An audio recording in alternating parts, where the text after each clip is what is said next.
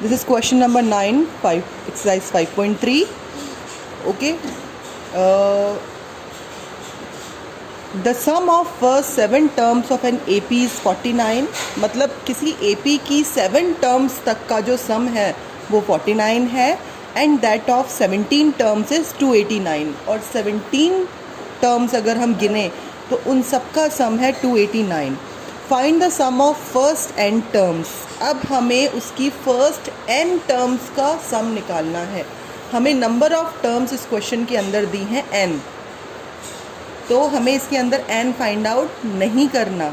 उन्होंने कहा है नंबर ऑफ टर्म्स n ही है, आप उनका सम बताइए, उनका सम हमें बताना है. तो अकॉर्डिंग टू फर्स्ट कंडीशन अगर हम देखें S7, क्योंकि हमें नंबर ऑफ 7 टर्म्स का अगर हम सम देखें तो हमें दिया है दिस इज़ 49. तो Sn equal to n/2 2a plus n-1 d. ठीक है, यही फार्मूला होता है.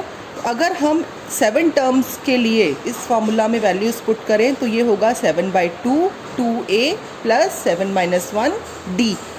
अब हमें फर्स्ट टर्म नहीं पता, हमें d भी नहीं पता, कुछ नहीं पता हमें. ठीक है, तो हम पहले क्या करेंगे, फर्स्ट टर्म मतलब a की वैल्यू, d की वैल्यू ये हमें पता होनी चाहिए, तभी हम क्या निकाल सकते हैं, सम ऑफ फर्स्ट n टर्म्स. ठीक है, तो जब हमने इस फार्मूला में वैल्यूज़ पुट की तो हमारे पास एक इक्वेशन निकल कर आई, this is a plus 3d equal to 7.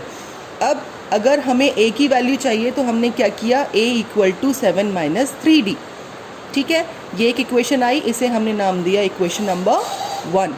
अब सेकेंड कंडीशन देखते हैं. According to second condition S17 मतलब फर्स्ट 17 जो टर्म्स हैं उनका सम हमें दिया है 289.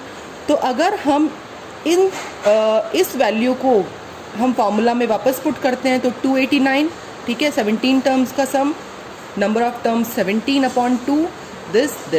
तो इससे हमें एक इक्वेशन मिलेगी a plus 8d equal to 17. This is equation number 2. अब अगर इस इक्वेशन के अंदर हम a की वैल्यू इक्वेशन नंबर 1 से पुट कर दें तो ये पूरी इक्वेशन d की टर्म में बन जाएगी.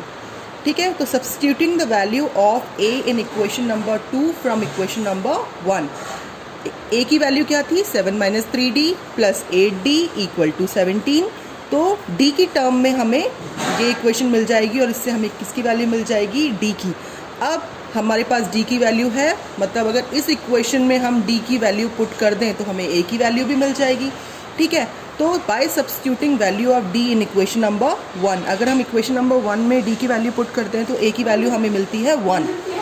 ठीक है, अब because we have n number of terms तो हम क्या करेंगे, अब डायरेक्टली हम फार्मूला में, क्योंकि हमारे पास a की वैल्यू भी है, हमारे पास d की वैल्यू भी है, तो Sn की वैल्यू हमें चाहिए. तो Sn equal to n/2 2a plus n-1 d. अब मैंने a की वैल्यू पुट की, d की वैल्यू पुट की. अब हमारे पास सोल्यूशन निकल कर आया n². इसका मतलब किसी भी AP की जो कंडीशंस हमें दी हुई हैं उनका 7 टर्म्स का हमें सम दिया है, उनका 17 टर्म्स का सम दिया है, तो उसकी n टर्म्स का जो सम होगा वो कितना होगा, n². ओके, इस क्वेश्चन में कंफ्यूज नहीं होना है, कहीं आप n की वैल्यू निकालने लगे, तो इसीलिए मैंने ये आपको क्वेश्चन बताया है. Hence the sum of the first n terms of the given AP is n².